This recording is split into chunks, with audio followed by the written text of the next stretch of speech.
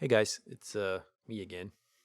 I had this real funny intro kind of made, and I just couldn't make it work with in-game scenes, so I'm just gonna like scrap it. But just so you know, it was basically like super best friends kind of thing. Then it kind of turned into this weird orgy. And then I thought, hey, oh, the orgy is kind of like a concert or something. But then I was like, what am I talking about? Oh, but hey, this is not a story about the future or non-future of sound orgies. I mean, who am I to decide on these things? But I'm just here to talk about Elden Ring lore. So before we get there, I'd like to just do like a trigger warning here, kind of. The story of Elden Ring involves a lot of trauma and like messy family stuff. So if that's going to be triggering to you, maybe just click on another video because there really is no wrong way to interpret this. It's just sort of like the version that I'm doing. And I'm certainly not the only person with these views. There's nothing special about me. Ultimately, you decide what to believe. The truth is something that's like self-evident, and well, you just have to see it. Oh, and if you do decide to listen and you do get kind of triggered by some things in here, that's kind of a sign that you should find someone who actually can help you. Not me. I'm just a dipshit on YouTube who finally got some therapy. Anyway, back to the Elden Ring lore. Today's story is the tale of two brothers who are very much the same and also very much different, but just barely. So that's the little barely part that we gotta work out in this video. And the two brothers I'm talking about, of course, are Morgott and Mohg. And I'm well aware there's a third brother here that I'm just gonna have to exclude for now because, for whatever reason, I'm kind of having trouble looking at this guy, and he just might need some more time to kind of work things out. So we'll get back to him. Because this meta language of archetypes is just kind of useful, I'm going to borrow this again. One figure that we see coming back over and over in our stories throughout history has been a figure referred to as the scapegoat. And I believe what we're seeing with Mohg and Morgott is the scapegoat character who goes two different directions. Before we get into that, maybe I'll just explain quickly like what a scapegoat is. The scapegoat is someone who pops up in our various stories and myths, but also pops up all over the place in like real history. On a smaller scale, the scapegoat figure shows up in certain dysfunctional families. And on an even smaller scale, the scapegoat shows up in our own psychology. Last video we looked quite a bit at some of these things called defense mechanisms and copes. And again, these defense mechanisms are sort of a self-deception that we use to protect ourselves in certain horrible situations where the emotional content is just too powerful and intense to deal with. And one of these defense mechanisms that we've developed over time is this thing called projection. In this case, whatever harsh emotional content is in our own minds that we just can't find a way to deal with, we project it onto someone else in the world. So we could think of this projection thing that we do as creating scapegoats. And while this trick may be useful for us to reduce our own negative emotions, it should be pretty clear from this outside meta perspective that what we're doing is certainly not dealing with the problem. And what this particular defense mechanism is actually doing is creating harm in the world. It's doing something like creating injustice. And while it may seem that this projection thing is like pure evil, nothing's really like that. See, projection is just kind of a flip side perversion of empathy, actually. And well, we certainly need empathy. But we'll get back to justice and empathy a little bit later. The story that we're looking at here is about families, so let's see how the scapegoat figure takes place in family situations. Typically, the child who becomes the scapegoat is the one who has the audacity to tell his parents something true that they don't want to hear. Because something they don't want to hear causes some negative emotions in these parents, they immediately find a way of redirecting it back onto the child who told them it in the first place. And the child either learns from this to just stop telling the truth, or to at least be guarded with how he tells the truth, he or she. From the dysfunctional parent's perspective, they've found someone that they can just blame for everything. So the scapegoat is created in this way. It's a kind of endless hate cycle, and this results in either some kind of harmonious household where lies rule, essentially, or a discordant household where the truth is seen as the problem. So you can see in both situations just totally dysfunctional. Caring really is like a weapon that the scapegoat has. Sometimes it might make more sense just to wait for karma. Okay, and some people, for no fault of their own, ends up becoming the scapegoat figure. The real question we're trying to get to in the story here is these two brothers who are both scapegoated by their mother Marika and how this affects them. The real question here is how far the scapegoat can be pushed until he's kind of gone over the edge. And with that all in mind, let's meet the characters of Margit and Mohg. Margit is the first real boss that we encounter in the game, and for many of us in our first playthroughs, this was a real obstacle. Let's listen to what Margit tells us in this cutscene. So if I try to describe Margit, he seems to have this defeated attitude in some ways. Like Margit has just accepted the fact that shit sucks, basically. Margit tells us to put our foolish ambitions to rest. And so if we go back to this idea of the scapegoat tells us something true that we don't want to hear. And this obviously refers to our ambitions to become this Elden Lord. And then I guess the last question to ask there is, why is becoming this Elden Lord a foolish ambition? So Margit may be hinting at the idea that once we get there, we're not going to like what we see. But now the story takes an interesting turn because this character of Margit now disappears and becomes a separately named character. The second time we encounter Margit, his name is now Morgott. And instead of this somewhat stoic appearing character that we had in the first encounter where we were being told we were being stupid and just wasting our time on garbage, the second encounter we get to see Morgott a lot more unhinged. And so this stoic appearance that he had on the outside seems to be just like an act that he was putting on. Underneath this mask of normalcy, we see a lot of pain. And also before this fight begins, we have the option to summon Melina. And we know Melina's destiny had been shaped by Marika entirely. It would seem that part of that destiny was to fight Morgott. And we could interpret this encounter with Melina to be this triggering event that causes Morgott to spill his guts to us. And this is because in this situation, Melina is just representing Marika. Again, by no fault of her own, but that's what she's doing. And Morgott had spent his entire life just serving Marika. In his final moments, he's just being betrayed by her once again. And this final betrayal was just too much for Margit to bear. It seems in his final moments, his illusion was finally shattered. Morgott spills his guts, and what comes out is just shame, just like an ocean of shame that he has. We gotta ask ourselves, does this make any sense? I mean, what is he ashamed of? What the story looks like for Morgott is he spent his entire life serving Marika and doing the honorable thing. So somehow, like, he's still, with all that self-sacrifice and service to others, he still just feels like just worthless at his core.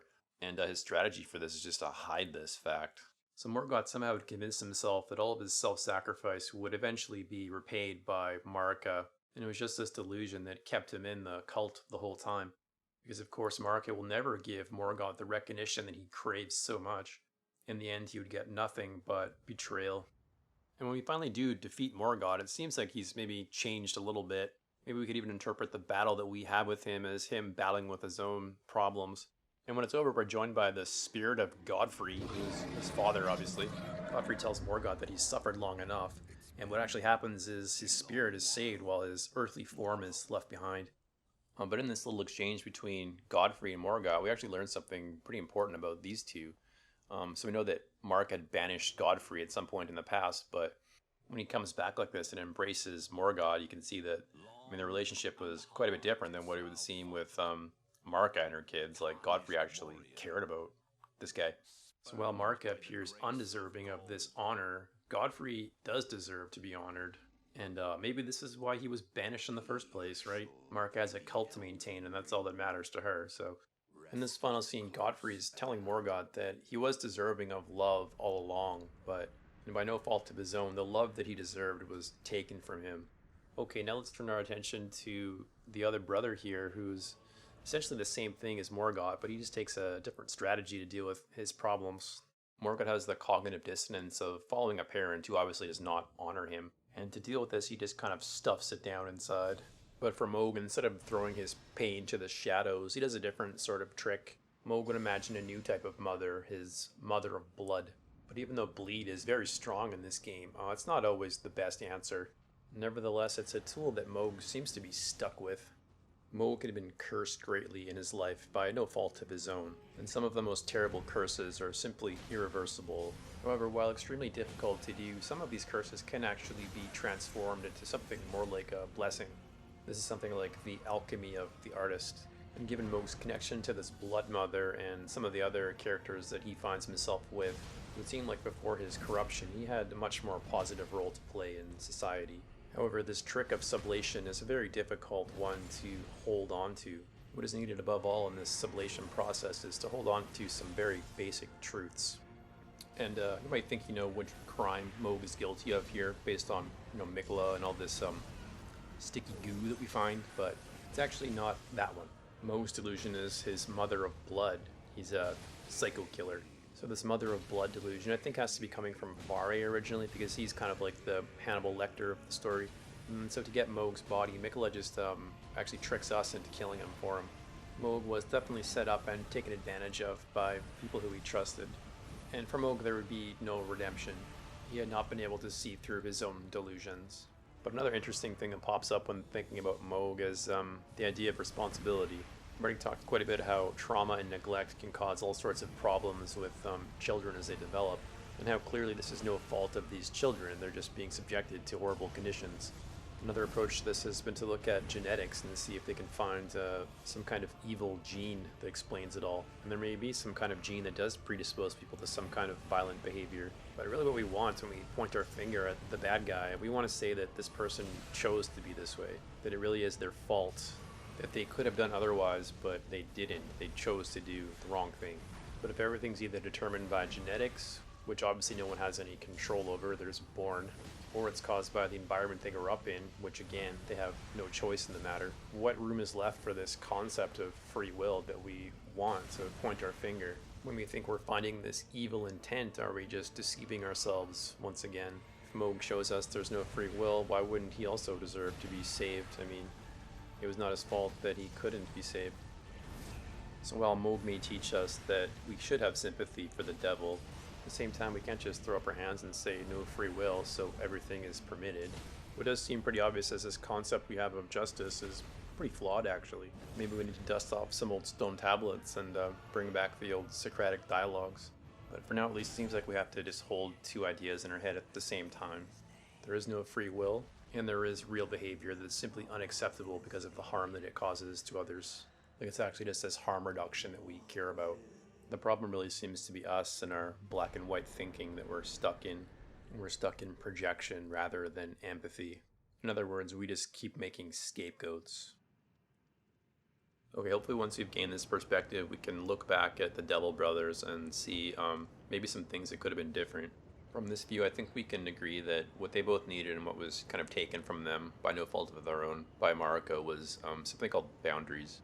And I know a lot of people have problems with this concept, just for whatever reason, they just can't understand what it means. And, I understand, I used to be there too, so the best way I can kind of describe boundaries is something like there's a line that you can't let someone cross, essentially. And there can be many examples of these types of rules that people kind of have internally. But just to kind of make the point clear for everyone, one of these examples would be something like pretty well everyone, except for maybe in some strange circumstances, would say that they don't want to be raped by anyone else. And when this boundary is violated by rapists, we can see something else that's taken place, something like a great injustice. So now let's look at an example from film where we can kind of see these concepts related, justice and boundaries. To me, there's maybe no scene better than the one we're about to show here from Pulp Fiction. You've probably seen this scene a few times before, but let's just watch it again because it's just great. What does Marcellus Wallace look like? What? What country you from? What? What ain't no country I ever heard of? They speak English and what? What? English, motherfucker! Do you speak it? Yes. Then you know what I'm saying. Yes. Describe what Marcellus Wallace looks like. What? Say what again? Say what again? I dare you. I double dare you, motherfucker. Say what one more goddamn time. He's black. Go on. He's bald. Does he look like a bitch? What? Does he look like a bitch? No! Then why you try to fuck him like a bitch, Brett? He didn't. Yes, you did. Yes, you did, Brett. You tried to fuck him. And Marcellus Wallace don't like to be fucked by anybody except Mrs. Wallace. You read the Bible, Brett? Yes. Well, there's this passage I got memorized. Sort of fits this occasion. Ezekiel 25:17. The path of the righteous man is beset on all sides by the iniquities of the selfish and the tyranny of evil men. Blessed is he who in the name of charity and goodwill shepherds the weak through the valley of darkness. For he is truly his brother's keeper and the finder of lost children. And I will strike down upon thee with great vengeance and furious anger those who attempt to poison and destroy my brothers. And you will know my name is the Lord when I lay my vengeance upon thee.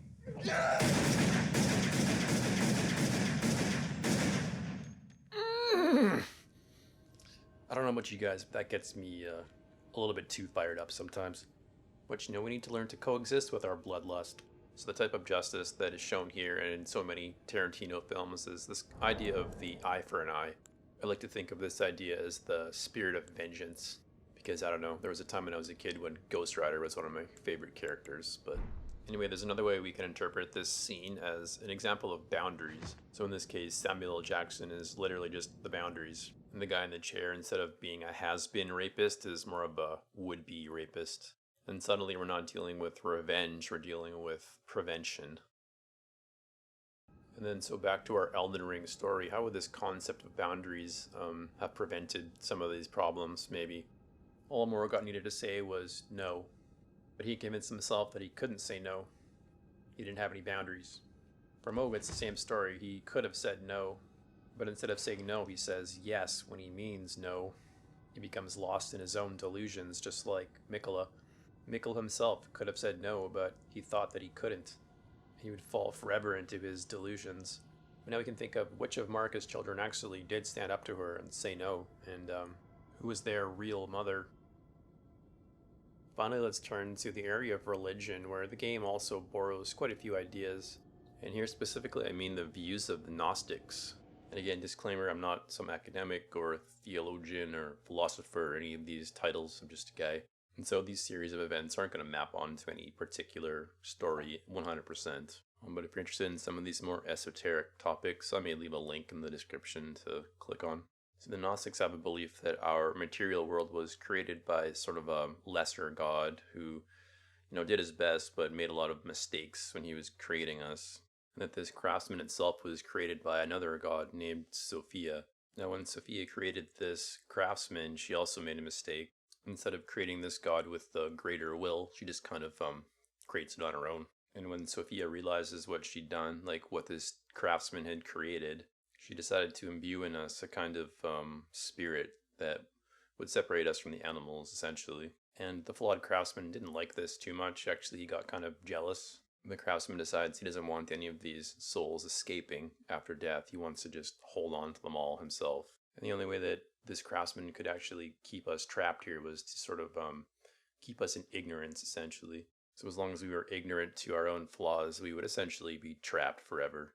And so it would become humanity's task to dispel these self-deceptions and become aware of its own true nature, which would include not only the good side of humanity, but the bad side as well. And so far in this little story, we've been talking about one of these flaws. We're called the gift of empathy with its flip side, projection. In this example, empathy is the truth, where projection is a kind of self-destructive self-deception. And again, how scapegoat creation is a kind of great injustice. Christians worship a scapegoat of their own called Jesus. Jesus willingly lets himself become the ultimate scapegoat. He reverses the projection and just says, "Give it to me." And he did this so that mankind could continue on. It was in this sense an act of pure love. What Jesus did, he did with his eyes wide open, and he knew exactly what they would do to him, and also how they would fail. But instead of becoming the real last scapegoat of mankind, it turned out instead that mankind would just continue making scapegoats. Somehow the message that Christ had brought had been lost. The comfort of their self-deception had been too comfortable. And if we are tarnished at the very end of history, maybe we take a lesson from Jesus in thinking that the end can justify the means, but only when the end is actually true, because it's only in truth you can actually see the wrongness of the means. The serpent eating its own tail is actually kind of like eating its own shit.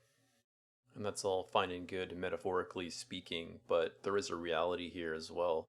In this example, eating your own shit is more like dispelling your own delusions. This is to see the truth and to get right with yourself. A kind of confession. But okay, enough of these esoteric teachings. Let's go back to the story of Elden Ring. See how it all connects. When looking at this little devil depicted in the Halig tree, I'd always thought this was Mohg because of, Mikola and his connections. But of course, in the Halig tree, Mikola is nowhere to be found, nor Mohg. So I believe now that this character depicted is somebody different, a sort of lost hero from that religious world known as Lucifer.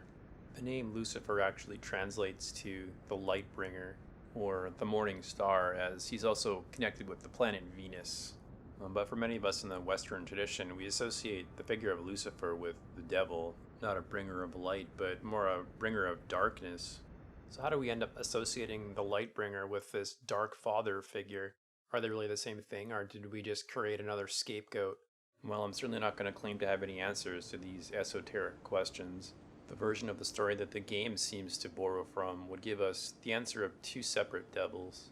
We already learned from looking at Mohg that he was essentially lost to his own delusions and narcissism, much like Mikola was. Mohg is then the true devil figure in this game story. The dynasty that he claimed to be heralding was nothing more than a delusion.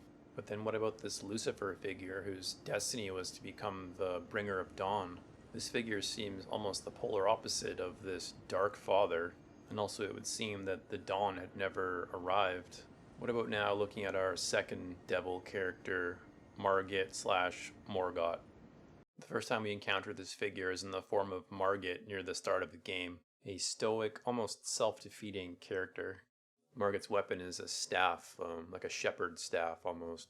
He tells us something true that we don't want to hear, and we destroy him. Or at least it seems like we destroyed him because we didn't. He would, of course, come back. In the second coming, Margit has become Morgott. Margit had tried to show us the way, but we didn't listen. We held on to our foolish ambitions. Margit destroys his shepherd's staff, revealing something else underneath. It's the power of his own cursed blood. And in this second coming, the message that Morgott brought us originally has not changed. It's the same message.